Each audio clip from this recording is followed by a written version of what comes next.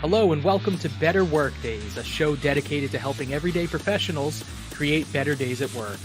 I'm your host, Andy Morrison from Real Custom Training, where we design and deliver professional development workshops that are relevant, engaging, actionable, and lasting. Each week on Better Workdays, we'll be taking a look at a specific concept, skill, or story that we use in our workshops. We'll make sure that they're easy to understand, fun to learn about, and most importantly, that they can be applied immediately in the workplace as soon as you finish the episode. Thank you for joining us. It's time for Better Workdays from Real Custom Training. Hey everyone, welcome back to Better Workdays. I'm your host, Andy Morrison from Real Custom Training, where we help companies develop leaders at all levels. Just last week, I wrapped up the third of 3 full-day workshops that I ran with the leadership team at one of our clients. And one of the sources of information that I pulled from in our final day is this book I'm reading called Optimal by Daniel Goleman and Cary Cherniss. Sorry, Cary. Hopefully I'm not butchering your last name. But Daniel Goleman and Cary Cherniss wrote this book, Optimal. Subheadline is How to Sustain Personal and Organizational Excellence Every Day. Now, if the name Daniel Goleman rings out to you, you may have heard of him because he wrote literally the book on emotional intelligence. And he's been a hugely influential researcher and writer and speaker in the professional development world because of his work on emotional intelligence. And what I have found is that emotional intelligence is a very buzzy phrase these days. I see it a lot on LinkedIn. You know, you go on LinkedIn, you spend 30 seconds, you'll be bombarded with infographics of, 50 ways to be more emotionally intelligent, 75 ways emotional intelligence drives success, and on and on and on. It's too much. All right. And in fact, the book Optimal starts by talking about how emotional intelligence has become such a popular topic for research and application that the water's gotten kind of muddy as to how we define emotional intelligence. So what I want to do in this episode is take a look at the concept of emotional intelligence, help clarify from Goleman and Cherniss's point of view exactly what we're talking about when we talk about emotional intelligence. And most importantly, I want to give you some ideas today on how you can start developing your own emotional intelligence. So this week's episode is on how to develop your emotional intelligence. Now, as I mentioned, Goleman and Cherniss say in the book that sometimes in the modern day world, we got to clarify what the heck are we talking about when we talk about emotional intelligence. You see a lot about empathy. All right. Most of the time when I see references to emotional intelligence, people are talking about the need to be empathetic in the workplace. And that's true. But empathy is only one component of emotional intelligence. And I actually don't think you should start with empathy if you want to develop your emotional intelligence. I'm going to have you start with a different component of it. But before we get there, let's take a look at the major components of emotional intelligence. Now, Goleman and Cherniss are part of let me look at my note here. It's the Consortium for Research on Emotional Intelligence, okay? So this framework I'm going to show you comes right from that consortium because when they looked at it and they said, wow, there's a lot out there on emotional intelligence now. We need some consensus in our academic community here as to what we mean when we say emotional intelligence. So this framework comes from that consortium's members. This was the consensus that all the academic people in that consortium came up with for how to define emotional intelligence. So they break it down into 4 quadrants, 4 components, okay? And you got to love a good 2x2, right? We do this a lot. You can look at emotional intelligence through 2 lenses. There's what you know, and there's what you do. And what you know and what you do applies in 2 different ways. 1, it applies to yourself. What do you know about yourself? How do you act towards yourself? And 2, I bet you can guess, what's the other side of that coin? What do you know about other people? How do you act towards other people? Those are 4 components of emotional intelligence. So when you look in each of these quadrants, what do you know about yourself? That is what we're going to call self-awareness. That is the first and most important element of emotional intelligence. The second, what do you do towards yourself? Your actions for yourself, that's self-management. Social awareness is what you know of other people, and social interaction is your actions towards other people. Now, let's dive into self-awareness a little bit more. That means you're aware of your emotions, and not just aware of I'm angry, I'm sad, but you're aware of the why behind it, or what Goleman calls the drivers. When you're angry, what's actually going on there? What's driving that emotion? And then you understand that emotion's impact on your thoughts and your feelings and your urges. So a lot of the times when we're working with people, a lot of the times I think when people look at emotional intelligence, they look at it as it pertains to anger, especially in a professional development setting, because sometimes it's that if somebody's really having a hard time controlling their anger at work, then they get put into a training program to help address that. And emotional intelligence is one tool that we can use for them. But it doesn't necessarily apply just to anger. It applies to all emotions. And self-awareness also means you're aware of your own strengths and weaknesses. I would venture to say most of us are pretty well aware of our weaknesses. In fact, we could probably use some help making sure we balance it out and focus on our strengths too.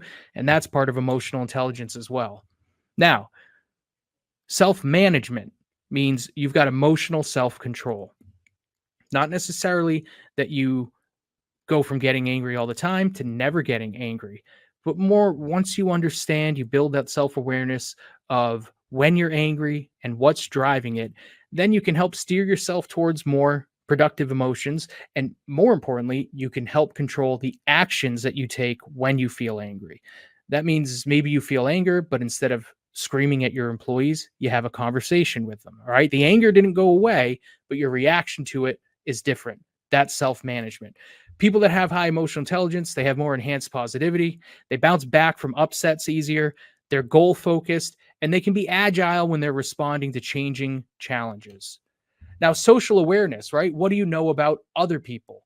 This is where empathy comes in, and we'll do a separate episode all on empathy. But empathy, as Goleman puts it, and I love the way he puts it, it's basically tuning into other people around you and trying to put yourself in their shoes or in their mind to say, what do they see in this situation? How do they feel about it? All right. So you're tuning into their perspectives and feelings. You're appreciating their strengths and weaknesses, just like you're building up your own awareness of your strengths and weaknesses. And it means you're very politically and organizationally aware. So if you have coworkers who always seem to understand the interpersonal dynamics when you put a group of people around a table, and they know who's getting along with who feels slighted by who admires who, the people that are really tuned into that kind of stuff, that's a great indication that they have high emotional intelligence, especially when it comes to the social awareness component. And then lastly, social interaction. Basically, you've got this social awareness of other people. What are you doing with it, right? Highly emotionally intelligent people act with respect for other people.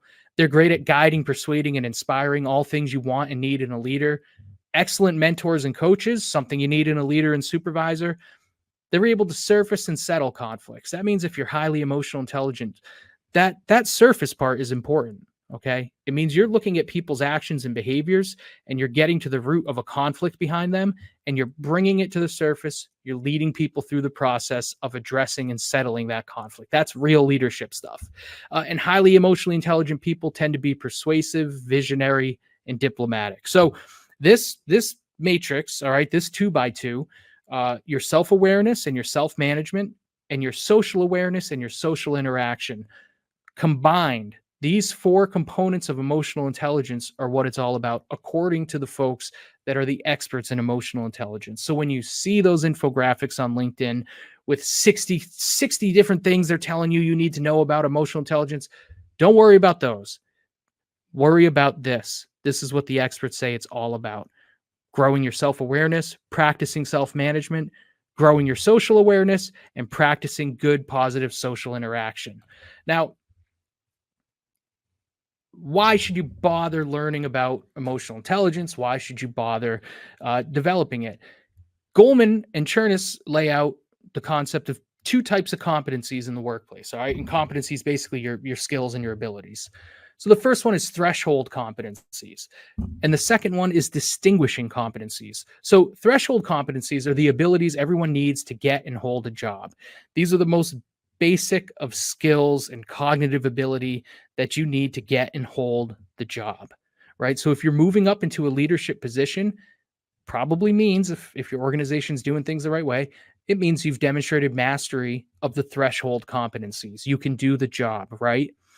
Now you're being asked to take on a supervisory leadership role. Now you need to start worrying about the distinguishing competencies. What distinguishes high outstanding performers from average ones? That's what the distinguishing competencies are. They're those competencies that separate the great from everybody else. And Coleman says distinguishing competencies count or should count, because we know they often don't, in terms of promotion, in terms of being a star performer or an outstanding leader. Emotional intelligence is one of those distinguishing competencies. If you've ever had a great boss, a tremendous leader, and once you start studying emotional intelligence and you look at that person, you're going to find that they embodied emotional intelligence, that they had a high EQ. And when you think about the worst, the bad bosses that you've had, you're going to find, oh yeah, there was a lack of emotional intelligence there. And when you look at your own high performers on your team, you'll probably start to see emotional intelligence is one of those distinguishing competencies that separates the great from the rest. Now, if you want more on the science behind all this, all right, it's not just me saying that emotional intelligence is a distinguishing competency. Go pick up Optimal. These are the experts. These are the people doing the research. They've got the studies behind it. This isn't just, it's not just words. They've got quantitative data and science and studies behind it to back up the claim that distinguishing competencies include emotional intelligence. And all the science and egghead stuff aside, I mean, like I said, if you look at your own history with good bosses, bad bosses, rock star employees, less than stellar employees, you'll probably find that the academic stuff, all the science behind it, backs up your real world experience where you can see, yeah, you know what? Everyone who's ever really kicked ass at work has had high emotional intelligence. So that's why it's important for you to develop it. And developing it is, like everything else we cover on the podcast, simple on paper and profoundly difficult to practice. But you can do it. You can do it. I don't mean to scare you by saying it's profoundly difficult. You can do it. It looks easy on paper, and the hard part is just doing it repeatedly and practicing it. Another reason it really matters, I really like this quote from Optimal. The strongest distractions come from our upsetting emotions. And a lot of Optimal looks at, it starts, the basis for the book is a study by HBR where they basically studied professionals, thousands of professionals, and they looked into scientifically what makes the difference between what people consider a good day or a great day at work and a bad day at work. And they found that the best days at work were the ones where people got into what they call a flow state, which is where you're totally immersed in your work. It's kind of effortless and you're not distracted. You are totally focused on it. And so a big part of helping employees reach that flow state means you've got to help them learn to manage their upsetting emotions. Because as Goleman and Cherniss say, the strongest distractions for us come from our upsetting emotions. You know, if you're trying to get a report done, but you're also in the back of your mind worried about the fallout if that report's not well received or if you do a bad job on it, that's a distraction. That means you're not as focused on that work as you could or should be because you've got this upsetting emotion going on. So emotional intelligence helps you wrangle all that and helps you be less distracted, be more focused, get into that flow state, and do the best work you possibly can. Now, your action steps, all right? If you want to develop your emotional intelligence, I've got some action steps for you. And we're going to start, let me tell you this first before we get into it. You have to start with the self-awareness component of it. Okay. I almost debated whether I should even show you the other quadrants in that matrix, or if we should just look at self-awareness. I showed you all four because you need to have the big picture idea. What are all the components of emotional intelligence? But if you want to work on developing your own, you have to start with building up that self-awareness and keeping in mind that our upsetting emotions can be the most distracting. I thought that would be a good place to start. Let's do an exercise, and I do this in one of our workshops. We'll do an exercise where you're going to identify your most upsetting, most distracting emotions, what I would call triggers, right? And triggers is one of those phrases that's out there in the world today, and sometimes gets used derisively. You know, people will make fun of, oh, trigger warnings. And when I use trigger, I'm not using it derisively. Trigger to me means what caused you to feel an extreme emotion that ended up being distracting or counterproductive. Like I said, usually when we look at emotional intelligence, we think a lot about anger, and that can be a good one for this exercise. Okay, so we're going to look at your triggers, and I have some steps you can take for that. From there, you're going to try to identify themes and patterns in the things that triggered you. Then you're going to look at separating behavior from meaning. And then you're going to make a plan for future responses. And those are 4 easy steps you can take to develop your emotional intelligence. And let me expand on this a little bit. I'm going to borrow from the exercise that I have people do in our workshop. And basically what I do is I put a form in front of them, all right, a little simple table for them to fill out. The leftmost column is the triggering event. The next column is the feelings that triggering event brought up in you. And the third column is judgments and interpretations that you reached as a result of that event and those feelings. And I ask people to try to document, 3, 4, or 5 different events and flesh out this table. So if you're watching on the stream, and this is one where I would recommend watching on the stream to get this table. Here's some examples of stuff I've heard before. I'm pulling this example from clients we've worked with where they had managers in a manufacturing setting who were really kind of losing it on employees when things went wrong. And when I say losing it, I mean, screaming at them, just losing their anger, losing their temper, getting really angry. And it was having a bad effect on morale and productivity. So I'm kind of doing a compilation of different responses we've gotten from people under similar circumstances. And when managers that are having that challenge fill out this form, they wind up with responses like this. A triggering event for them is an employee misses a production target. Okay. They feel frustrated. They feel very angry. And the judgment, the interpretation they have of it is that employee is not taking their job seriously. All right. Another triggering event, a machine breaks down during a rush order. The boss feels panicked. They feel irritated. And the judgment and interpretation is that the maintenance team isn't doing their job properly. And don't forget, the action as a result of this is that they're screaming at the employees about these things. And they're expressing to them this sentiment, this interpretation that you're not taking your job seriously, you're not doing your job properly.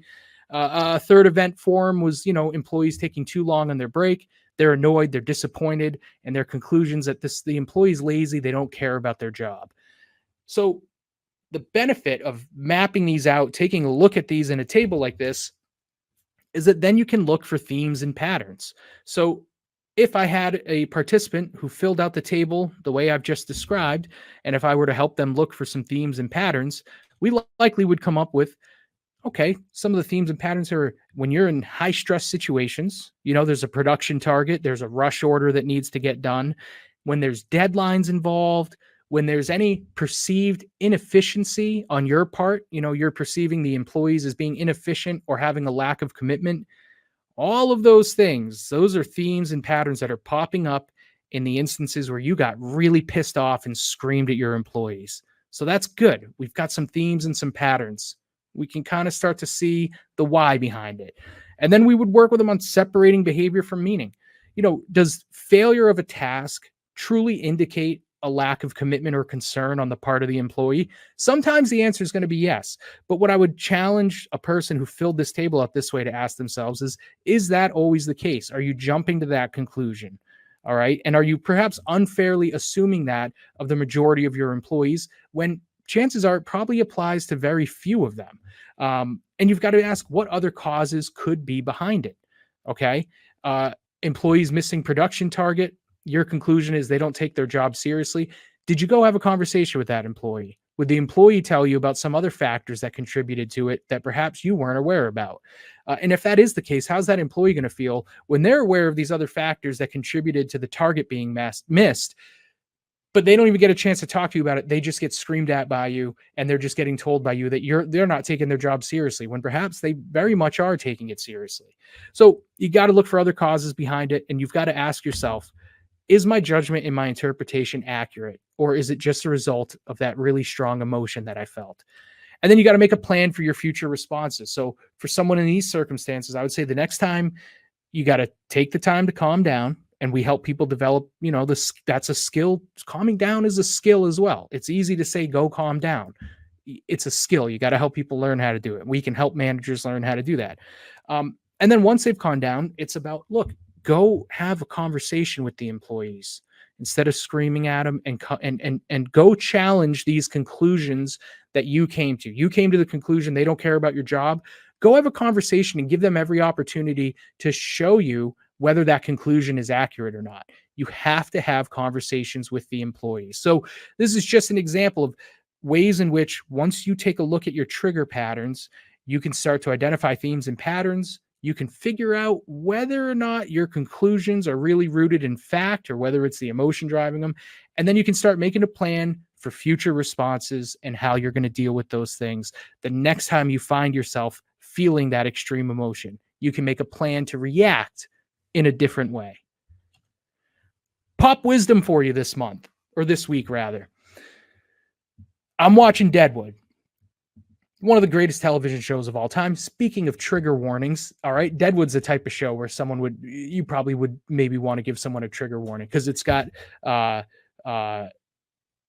violence. It's got all the terrible things in the world happening in it. It is a great show, however. And there is a lot of bad language in Deadwood. I would say exquisitely bad language. It's one of the best shows for foul language. I mean, it's the foul language in Deadwood it's like Shakespearean. It's incredible. But if you don't like foul language, I'll give you the trigger warning. Don't go watch Deadwood, right?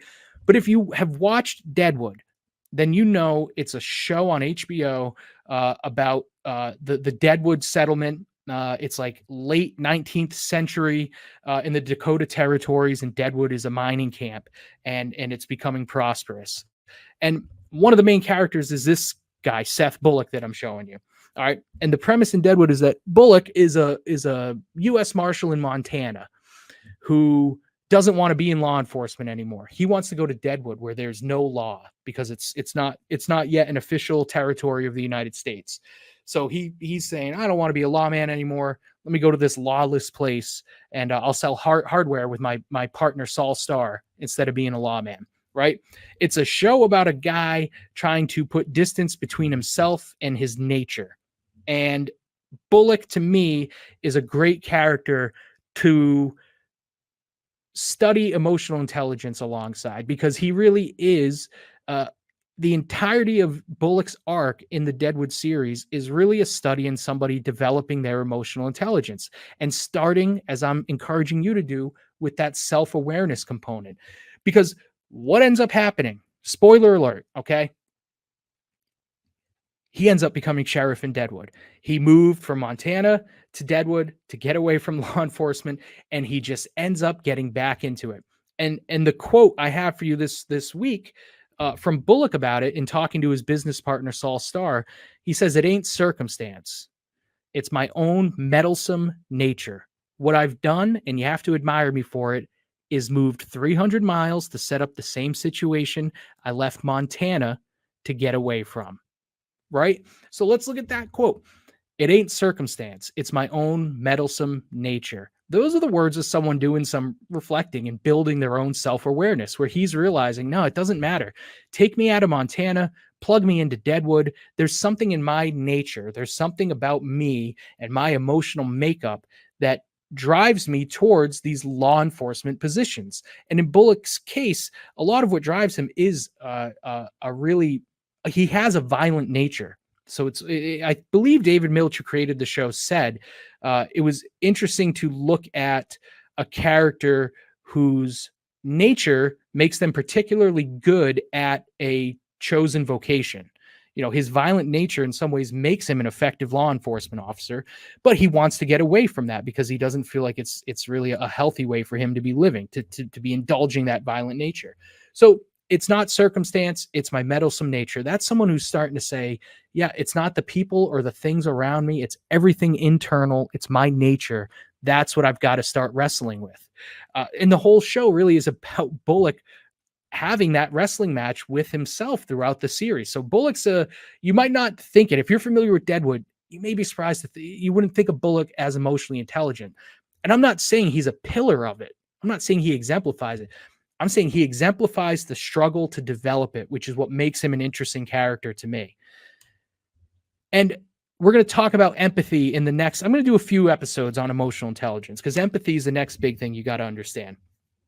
Empathy is tuning into the people around you and trying to understand their perspective and the emotional reasons behind their own behavior. Bullock exemplifies that as well. And the quote I have for you where he exemplifies that is he's talking to Saul Starr, his business partner, and they're discussing Trixie, who is a sex worker at the Gem Saloon in Deadwood. And Saul has fallen for her, and he can tell there's a mutual affection there.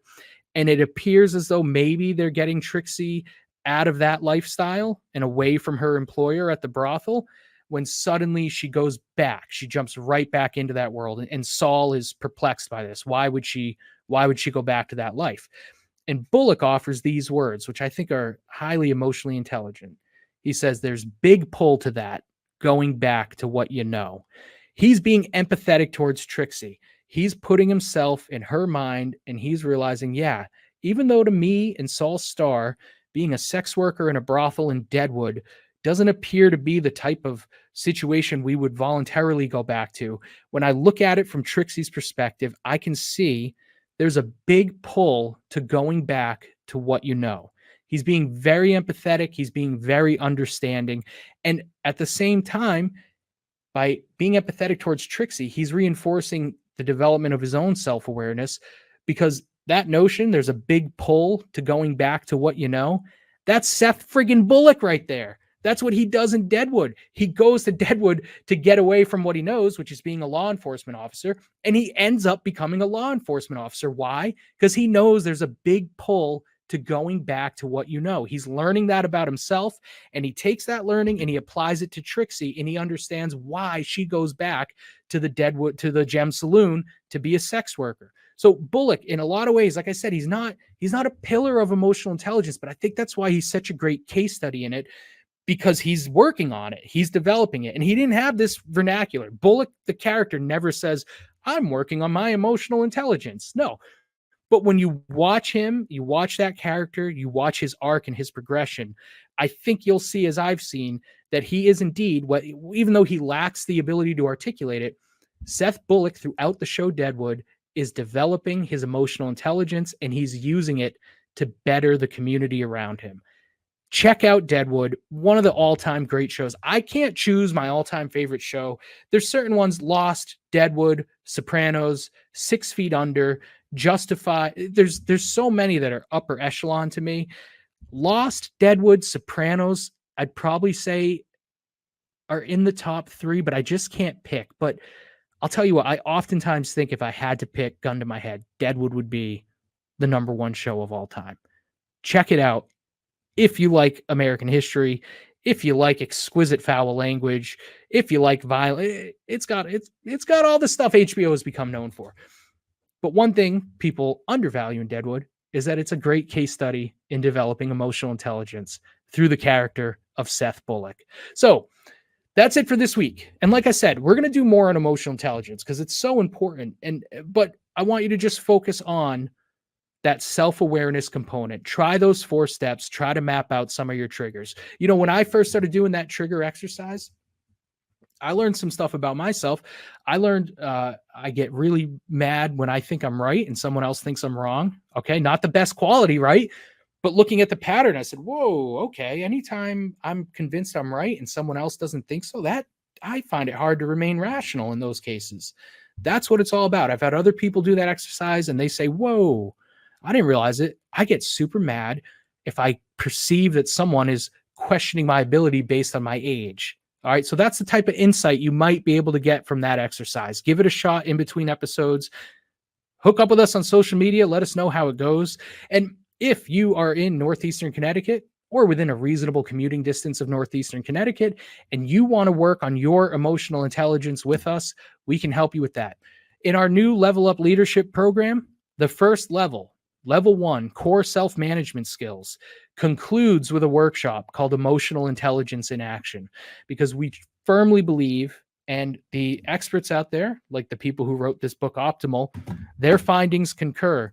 If you're going to be a good leader, you have to start with good self-management skills, and emotional intelligence is one of those essential self-management skills.